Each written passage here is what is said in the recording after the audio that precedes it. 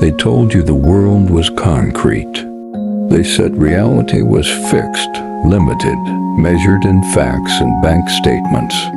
They pointed to your past, your surroundings, your failures, and called it truth. But the truth is not what you've been told.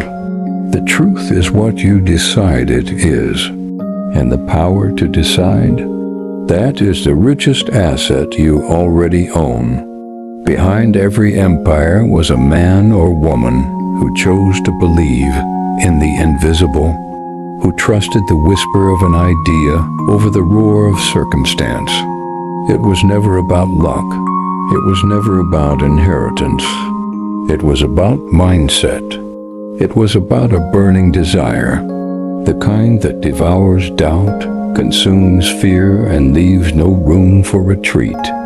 Napoleon Hill called it the starting point of all achievement, a desire so fierce, so unrelenting that it transforms from thought into action, and from action into wealth.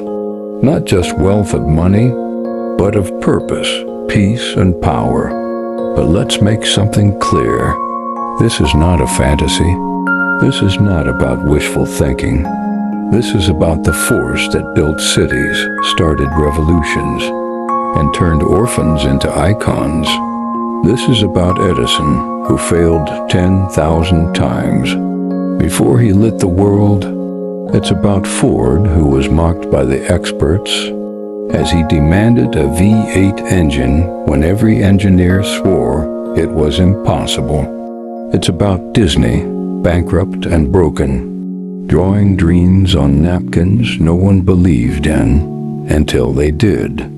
They all had one thing in common. They thought, and they grew rich, because they believed not in what was, but in what could be. And if you're listening to this right now, you've already heard the whisper. You've already felt it. That pull in your chest. That vision that won't die. That idea that haunts you in quiet moments, telling you there is more. You were not made to survive. You were made to build. Your environment does not define you. Your job title does not limit you. Your bank account does not measure you. What defines you, what builds you, is the strength of your thoughts and the courage to act on them, even when no one else understands. Let them laugh. Let them doubt. Let them walk away. Because in the silence that follows, you'll hear something far more powerful. Yourself. The mind is a battlefield, and every day is war, but the only enemy is within. That voice that says you're too late, too old, too far behind. That voice that was installed by a world addicted to mediocrity. Rip it out.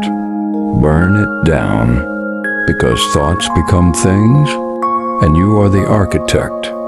Your mind is not a prison. It is a workshop, and every belief you forge in it becomes the blueprint of your reality. But belief without clarity is a spark without fuel. So now we sharpen the vision. What do you see when your eyes are closed? Not your past, not your pain, not your doubt. I'm talking about the vision, the one that lives behind your forehead, the one that wakes you up at night, not in fear, but in fire. It's not just a dream. It's a directive. Your mind is trying to show you what's possible. But clarity is earned. You don't wait for it. You build it. You carve it out of silence. You demand it with questions that cut to your core. Who are you when the world isn't watching? What would you do if failure were impossible? And what are you willing to sacrifice to see that vision breathe? Because purpose is not found, it is decided. You don't discover it like a treasure buried in the dirt. You declare it.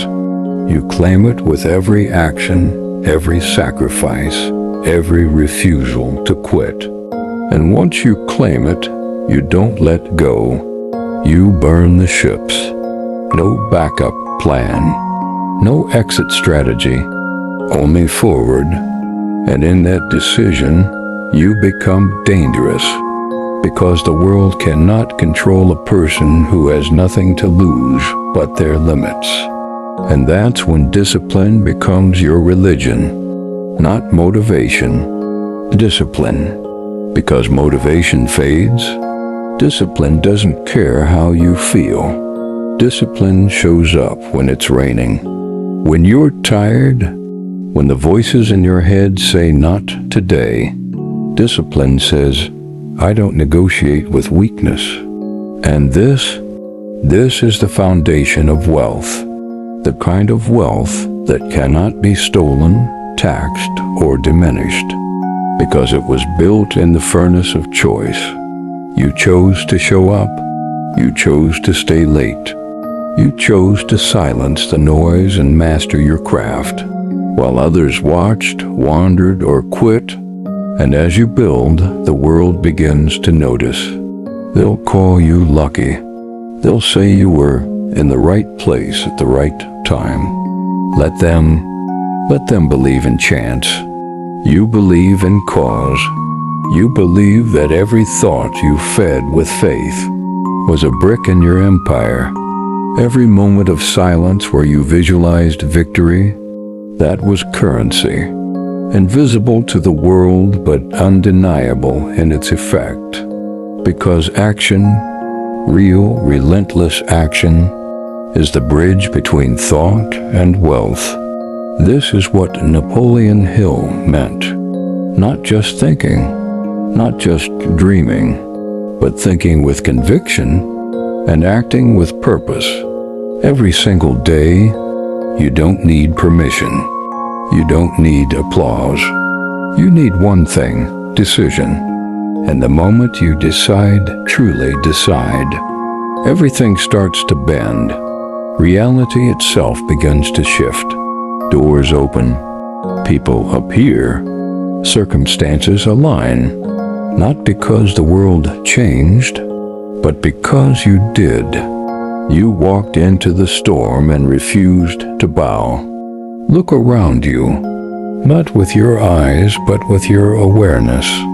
Every building you see, every brand, every invention, every movement that ever shook the earth, began as an idea, not a product, not a patent, not a strategy, just a thought, held with conviction, backed by discipline, executed with obsession. That's the raw formula.